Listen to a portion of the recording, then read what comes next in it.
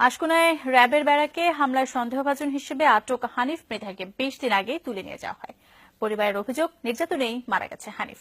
শুক্রবার আশকোনায় আত্মঘাতী হামলার পরই হানিফকে আটকের পর তার মৃত্যু হয় বলে জানায় র্যাব। পরিবারের দাবি, হানিফকে আটকের পর তাদের কাছ থেকে প্রায় 7 লাখ টাকা আদায় করা হয়েছে র্যাব 1-এর নামে। মনিরুল ইসলামের রিপোর্ট। শুক্রবার র্যাবের ব্যারাকে হামলার পরপরই সন্দেহভাজন হিসেবে আটক দেখানো হয় হানিফ মৃধাকে। এর 1.5 ঘণ্টা পর কুর্মিটোলা জেনারেল হাসপাতালে মৃত্যু হয় তার। এ ঘটনায় থানায় অপমৃত্যুর মামলা দায়ের করে র্যাব। ঢাকা মেডিকেলের মর্গে হানিফকে শনাক্ত করে পরিবারের সদস্যরা। তারা জানায়, 27 ফেব্রুয়ারি বরিশাল থেকে ঢাকায় আসার পথে আইনশৃঙ্খলা রক্ষাকারী বাহিনীর পরিচয়ে তুলে নেওয়া হয় হানিফ ও তার বন্ধু সোহেল মন্টুকে। তার পরদিন 28 ফেব্রুয়ারি একটি মাইক্রোবাসে করে হানিফকে হাতকড়া পরিয়ে নেওয়া হয় রাজধানীর রায়ের বাজারের বাসায়। র্যাব পরিচয়দানকারী দুজন এ সময় হানিফের মোটরসাইকেলটিও নিয়ে যায়। রাতে বাসা আসছে, বাসা এসে তালামালা ভাঙ্গে ঢুকছে, ঢুকে টুকে মনে হয় এই মোটরসাইকেলের চাবি বিছাইছে, বুঝছেন? মোটরসাইকেলের চাবি বিছাইছে, পায় নাই, পরে মোটরসাইকেল তালা ভাঙ্গে লইয়ে গেছে। 27 তারিখে সরমনায় মাহফিল থেকে আসা আখিরি মোনাজাত ওই যে লঞ্চে নামছে, ড্রাইভারে গাড়ি নিয়ে গেছিল, ওই ড্রাইভারের মারিয়ে ধরে হালাই থুয়ে ওই গাড়িটা নিয়ে গেছে। পরে রাত্রে 12টা 12:30টার দিক দিয়ে বাসা আইয়া ওই বাসা কিছু খুঁজা ওই মোটরসাইকেল ছিল নিচে একটা পালসার। হানিফ ও তার বন্ধুকে তুলে নেওয়ার ঘটনায় এ মাসের 4 তারিখ জিডি করা হয় নারায়ণগঞ্জের সিদ্ধিরগঞ্জ থানায়।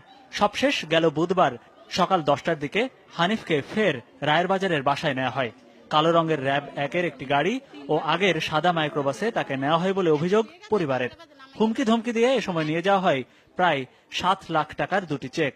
একটা 3 লাখ, একটা 3,70,000।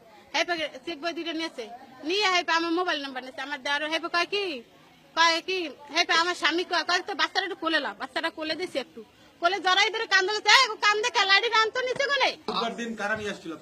ওই যারা সিভিলে আসিল কয়েকজন, আর একজন কনস্টেবল আসিল ওয়ার্সো সহ, তার যে নামটা ছিল ইকবাল, ওই কনস্টেবলের ওই পোশাক ছিল, র্যাবের পোশাক ছিল। বিস্ফোরণ ঘটনায় সন্দেহজনক আটক হানিফ মির্জা অসুস্থ হয়ে গেছে, কর্মীটোলা হসপিটালে এনেছে, সে মারা গেছে হৃদরোগে। কিন্তু তারা ধরা হয়েছে তো 27 তারিখে। আর এই ঘটনায় সে কিছু জানেই না এবং প্রাইভেট কার নিয়ে গেছে, মোটরসাইকেল একটা পালসার সেইটা নিয়ে গেছে। পরিবার বলছে, পুলিশ না ছাড়াই এখনো ঢাকা মেডিকেলের মর্গ থেকে হানিফ মৃধার মরদেহ বুঝে পাননি তারা। হানিফ মৃধার পরিবারের অভিযোগ সম্পর্কে কোনো মন্তব্য করেনি র্যাপিড অ্যাকশন ব্যাটালিয়ন। আনুষ্ঠানিকভাবে কথা না বললেও র্যাব 1-এর কর্মকর্তাদের দাবি, আশকোনা হামলার পরই হানিফকে আটক করা হয়। মারা যাওয়ায় তার কাছ থেকে কোনো তথ্য পাওয়া যায়নি। মনিরুল ইসলাম, যমুনা নিউজ, ঢাকা।